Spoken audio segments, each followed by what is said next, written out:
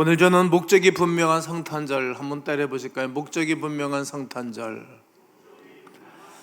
왜 전 세계가, 왜 교회는 또 믿음 있는 신앙의 선진들로 하여금 또 오늘 우리가 살고 있는 이 세대의 많은 사람들이 그가 오심을 찬양하고 경배하고 기뻐하는 것입니까? 예수 그리스도께서 이 땅에 오신 분명한 목적이 있습니다.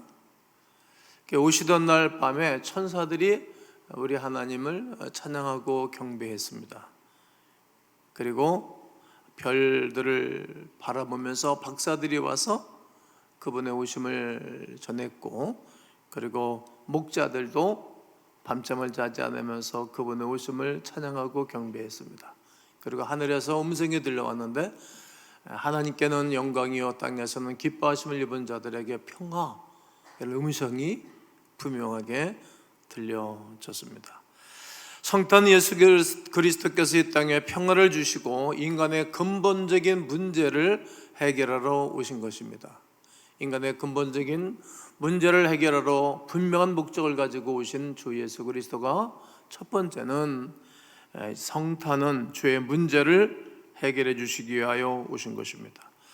오늘 1장 21절에 보면 아들을 낳으리니 이름을 예수라 하라, 이렇게 이름을 지어줬고, 이는 그가 자기 백성을 그들의 죄에서 구원할 자이심이라 하니라.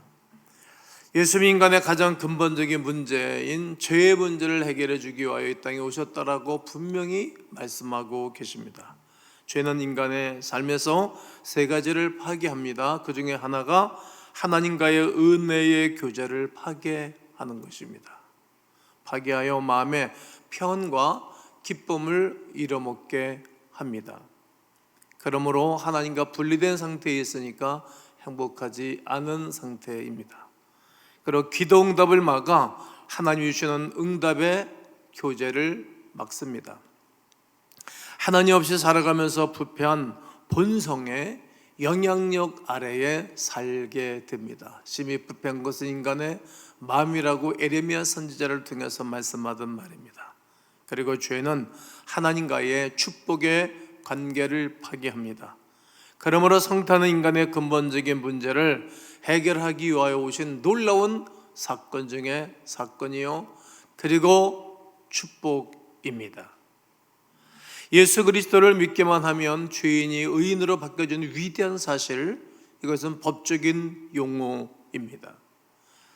하나님께로 가는 길을 열어주시고, 그리고 하늘의 영원한 기업을 주기 위하여 이 땅에 예수님이 오신 것입니다.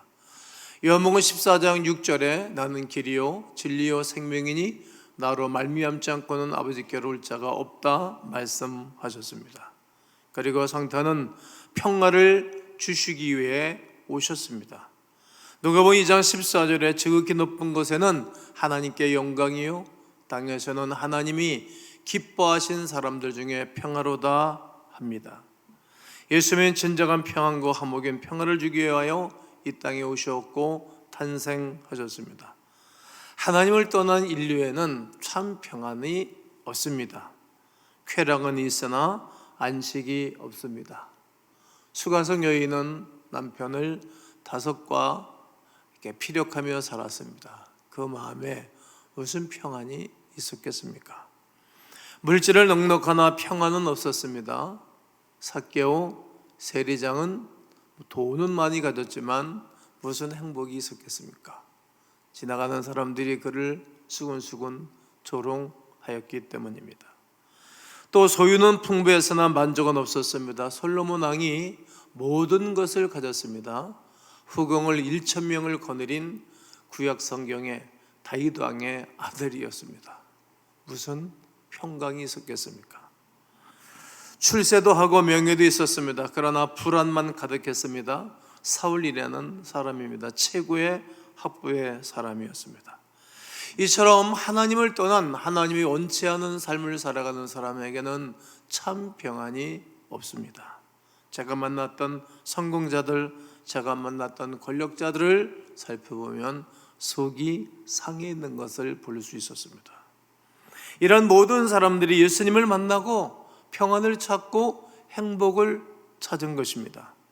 바로 예수 그리스도만이 인생의 주인이시며 인류의 주인이실 뿐만 아니라 개인의 아버지가 되시기 때문입니다. 한번 아멘 해보실까요? 오직 그분께만 평안이 있습니다. 그 주님을 모시면 평안해지는 것입니다. 어떤 집사님이 퇴근길에 아주 힘이 들었던 날이었다고 합니다. 이 직장을 계속 다녀야 오르나 때려쳐야 오르나. 여러분, 살면서 사람이 힘든 날이 있지 않습니까? 교회 앞을 뚝 지나면서 십자가를 바라보는데 평안이 생겼대요. 나를 위하여 이 땅에 오신 예수님, 잠시 삶의 어려움과 문제 때문에 내가 평안을 잃었구나. 그리고 회복했다고 제 앞에서 간증을 하셨습니다. 그렇습니다. 요한복음 20장 21절에 예수께서 그들에게 이르시되 너에게 평강이 있을지어다. 아버지께서 나를 보내신 것 같이 나도 너희를 보내노라. 이 말씀은 예수님이 부활하시고 난 다음 그와 함께 3년여 동안 지냈던 제자들에게 와서 처음 하신 말씀입니다. 처음 사람이 말을 할 때에, 오랜만에 만났을 때, 죽었다가 살아났을 때 처음 하는 말을 무슨 말을 하겠어요? 인류에게, 제자들에게 꼭 필요했던 말씀은 평안이었겠죠. 그렇습니다. 모든 인류는, 모든 나라나 개인이나 가정, 모든 사람들은 예수 그리스도를 바라볼 때 평안을 찾습니다. 이번 성탄절에는 잃어버린 평안, 잃어버린 축복을 회복하는 귀한 절기이기를 원합니다. 또한 임마누엘이 되기 위하여 이 땅에 오셨습니다. 오늘 23절을 보면 보라, 처녀가 잉태하여 아들을 낳을 것이요 그의 이름은 뭐라? 임마누엘이라 하리라 하셨으니, 번역하면 하나님이 우리와 함께 계시다 함이라. 임마누엘, 하나님의 우리와 함께 한다는 이야기입니다. 성경 가운데 선거한 사람들이 굉장히 많습니다. 우리 교회도 예수님을 믿고 선거한 사람들이 많지요. 저희 가문에도 예수님을 믿고 몇십 년 만에 완전히 변하여 복을 누리고 살아가는 가족들이 있습니다. 그들의 공통점이 임마누엘 신앙으로 살아갔던 사람들입니다. 성경 속의 첫 번째 사람을 소개한다면 요셉이라는 사람입니다. 요셉은 어린 시절 꿈을 꾸었는데 그 꿈인 대로 이루어졌습니다. 꿈 얘기를 했습니다. 아버지는 범상치 않게 얘기했습니다. 그러나 그 형들은 미움이 싹이 텄지요. 그 꿈꾼 것 때문에 이제 애굽으로 팔려가게 됩니다. 이양 팔려갈 때에 잘 사는 나라로 가는 게 좋습니다. 그리고 이양 팔려가는 곳, 권력 있는 사람, 잘 사는 사람 집에 팔려가는 게 좋습니다.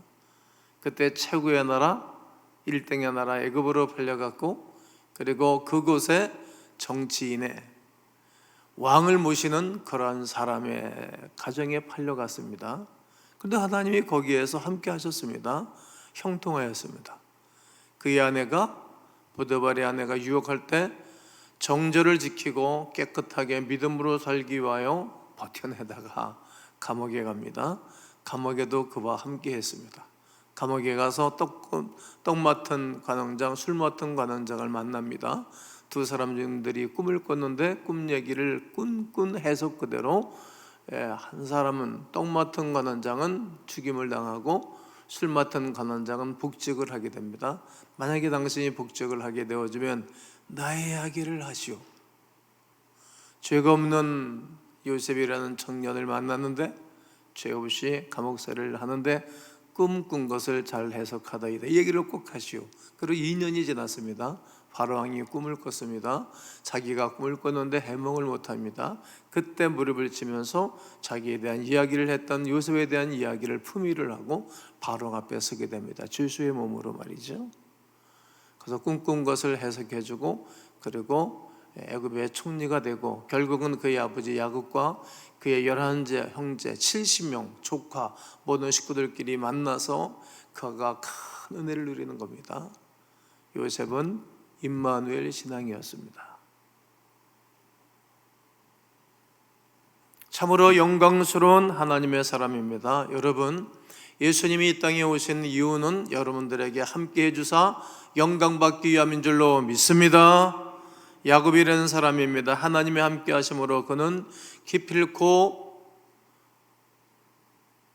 외삼촌이자 그의 믿음의 사업의 동역자였던 그의 라반 집에서 20년에 마치 거부가 되어 돌아오게 되어집니다. 그가 31장 9절에서 이렇게 간증하는 것입니다. 하나님이 이같이 그대들의 아버지의 가축을 빼앗아 내게 주셨다라고 말합니다. 하나님이 함께하는 것입니다. 세 번째 인물은 모세입니다. 모세는 40년을 걸어가면서도 하나님이 함께 하였습니다. 추웠습니다. 춥지 않았습니다. 더웠습니다. 그러나 덥지 않았습니다. 하나님이 그리 해주신 것입니다. 여호수아를 소개해드리면 가나안 땅에 들어갈 때 하나님이 함께 했습니다. 그가 요단강을 들어갈 때 언약궤를 메고 로프로 쭉 묶고 함께 들어갔습니다. 물은 액체이기 때문에 흘러내려가야 됩니다. 그러나 물이 척척척 고체가 쌓였습니다. 그리고 그들이 도강을 했습니다. 200만 명이 넉넉히 건넜습니다. 하나님이 함께 했습니다. 난공불락 여리고성을 짓고도 가면 보존되어져 있습니다. 역사 속에 있었던 일을 보기 위해서 말이죠. 한 번씩 가보십시오. 그 여리고성을 무너뜨렸습니다. 하나님이 함께 했습니다. 그리고 세 번째 큰 일이 벌어졌는데 아이성에서 참패를 당했습니다. 그것은 아간이라는 사람이 물질에 욕심을 피고 하나님 말씀에 불순종함으로 말미암아 큰 참패를 당했습니다. 그것 때문에 그들이 다시 재정비를 했습니다. 그리고 다시 회개를 했습니다. 정결하게 됐습니다. 바른 자세를 잡게 해서 그리고 난 이후에 그들은 가나안 땅의 분배가 끝마치게 된 것입니다. 가나안의 축복을 누린 것입니다. 하나님이 함께했던 열매라고 확실하게 증거할 수 있습니다. 그리고 다윗입니다. 시편 23편 4절에 내가 사망의 엄침한 골짜기를 다닐지라도 내가 두려워하지 아니할 것은 주께서 나와 함께 하심이라. 사망의 엄침한 골짜기를 가고 싶은 사람이 누가 있습니까? 여러분 직장을 다닐 때도 어려운 일을 사람들은 안 할라 하지 않습니까? 힘든 일을 안 할라 하지 않습니까? 공직 생활을 하는 분들도 힘든 일 안 하려고 하지 않습니까? 학교 선생님들도 어렵고 힘든 아이들 다 정보가 다 있잖아요. 그런데 주께서 나와 함께 하심이라 원수의 목전에서 상을 차려 주었다라고 다윗은 고백하는 것입니다. 하나님이 함께하는 사람은 가장 능력이 있고 힘이 있는 사람입니다. 하나님이 함께할 때 말이지요. 하나님이 함께하시는 것보다 더 큰 축복은 없습니다. 성탄절에 우리 주님께서 임마누엘로 오셨으니 오늘도 하나님이 함께하시고 오늘 이후로부터 계속적인 하나님의 임마누엘이 있기를 주님의 이름으로 선포합니다. 마귀가 하는 일을 멸하러 오신 것입니다. 죄를 짓는 자는 마귀에게 속하나니 마귀는 처음부터 범죄함이라. 에덴 동산에서 아담과 하와를 미혹했던 말을 하는 겁니다. 하나님의 아들이 나타나신 것은 마귀의 일을 멸하려 하시기 위하여 오셨다라고 말하는 것입니다. 마귀는 어떤 자입니까? 하나님의 일을 방해하는 자입니다. 늘 하나님의 일을 그르치게 하는 존재입니다. 하나님과 인간 사이를 이간질하는 자입니다. 점점 하나님과 멀리 떨어지게 하는 것입니다. 그리고 사람을 유혹하여 넘어뜨리게 하는 자입니다.